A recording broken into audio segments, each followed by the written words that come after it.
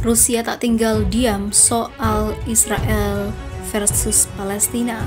Mahmud Abbas diskusikan perjuangan Palestina melawan Israel bersama Vladimir Putin.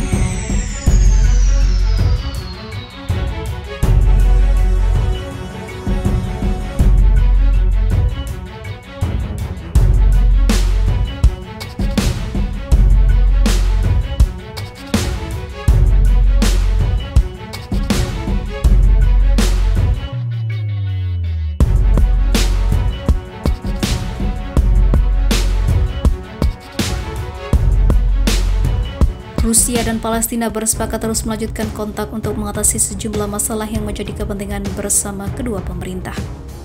Hal itu terungkap dalam diskusi terbaru yang terjadi antara Presiden Palestina Mahmud Abbas dan juga Presiden Rusia Vladimir Putin. Kantor berita Palestina Wafa melaporkan kedua pemimpin ikut membahas mengenai perkembangan terbaru dalam perjuangan Palestina. Percakapan telepon antara kedua pemimpin berfokus pada perkembangan terbaru dalam perjuangan Palestina serta cara-cara untuk memperkuat hubungan bilateral antara kedua negara sahabat dan juga masyarakat, lapor Wafa. Kepada Putin, Abbas kembali menegaskan mengenai perlunya jalur politik untuk menyelesaikan masalah Palestina yang berdasarkan pada resolusi legitimasi internasional. Ia juga menekankan perlunya mengadakan pertemuan Komite Kuartet Internasional tingkat menteri. Komite Kuartet Internasional untuk Proses Perdamaian Timur Tengah dibentuk pada tahun 2002 dan mencakup Rusia, Amerika Serikat, Uni Eropa, dan juga PBB. Abbas juga menekankan pentingnya menghentikan praktik pemukiman ekspansi pihak Israel, penyitaan tanah, menghancurkan rumah, mendeportasi warga Palestina dan Yerusalem, menyalahgunakan tahanan, menahan mayat para martir, dan menghentikan terorisme pemukim. Kelanjutan tindakan Israel ini akan menyebabkan situasi meledak, kata Abbas. Tidak adanya jalur politik untuk perjuangan Palestina dan penolakan Israel terhadap solusi dua negara di samping tercekiknya ekonomi Palestina tidak akan dibiarkan begitu saja, ujarnya. Pembicaraan damai antara Palestina dan Israel telah terhenti sejak April 2014 menyusul penolakan Tel Aviv untuk menghentikan pembangunan pemukiman, membebaskan tahanan Palestina dan juga menghindari solusi dua negara.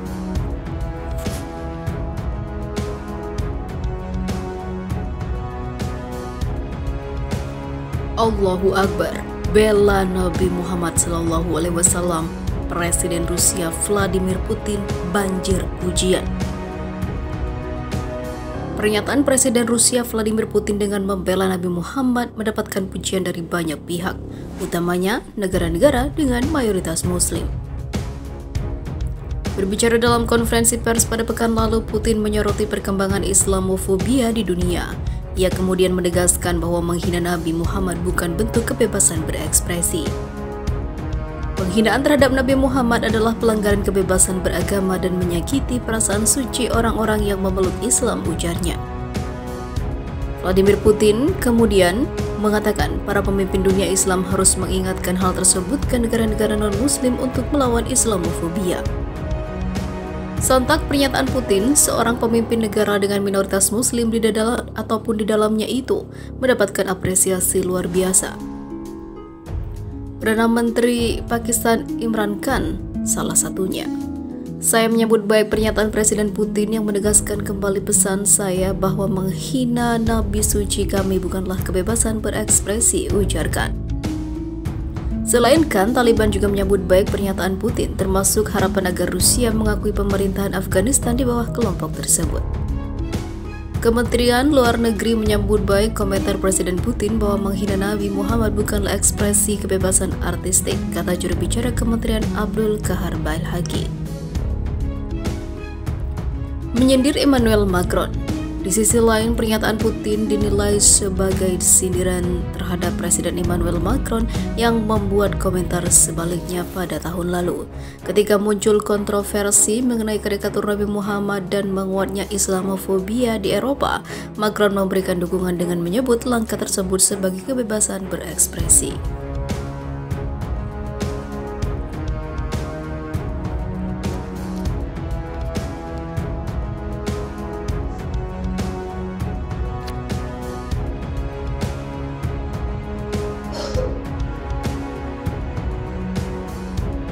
Para pemimpin negara Islam ini terdiam saat Vladimir Putin kutip satu ayat Al-Quran ini.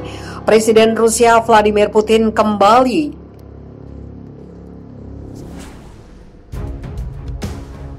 mendesak diakhirinya perang di Yaman. Putin bahkan mengutip salah satu ayat Al-Quran dalam seruannya, berbicara di Ankara dengan didampingi Presiden Turki Recep Tayyip Erdogan dan Presiden Iran Hassan Rouhani. Putin menyerukan kepada pihak yang bertikai untuk mengakhiri perang di Yaman yang telah berlangsung selama bertahun-tahun.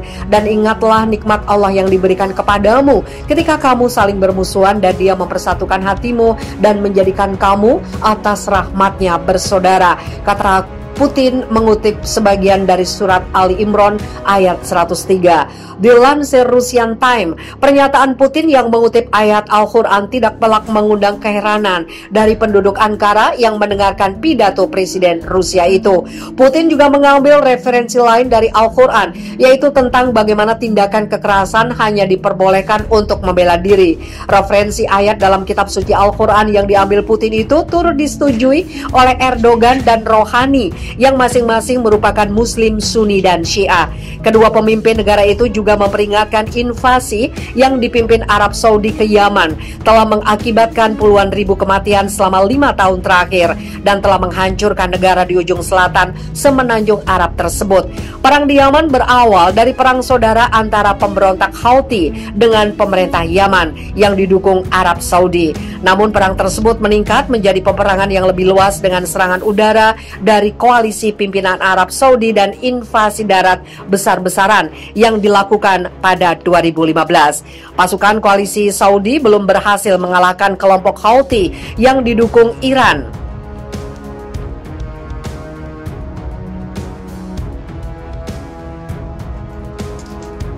Meski perang telah berlangsung bertahun-tahun, kelompok Houthi telah mengklaim serangan drone yang menghancurkan kilang minyak milik Aramco di Arab Saudi dini hari. Serangan itu memicu kebakaran di dua fasilitas utama Aramco, yaitu di Bahik dan Quraish, kawasan timur Saudi. Akibat serangan itu, Aramco menjelaskan bahwa 5,7 juta barrel produksi minyak mereka hilang. Sementara produksi etana dan gas alam berkurang setengahnya. Washington telah menuding Iran sebagai pihak yang bertanggung jawab atas serangan tersebut dan mengatakan tidak cukup bukti yang dapat membuktikan serangan datang dari arah Yaman seperti diklaim Houthi. Iran telah melancarkan serangan yang belum pernah terjadi sebelumnya ke persediaan energi dunia, kata Menteri Luar Negeri Amerika Serikat Mike Pompeo.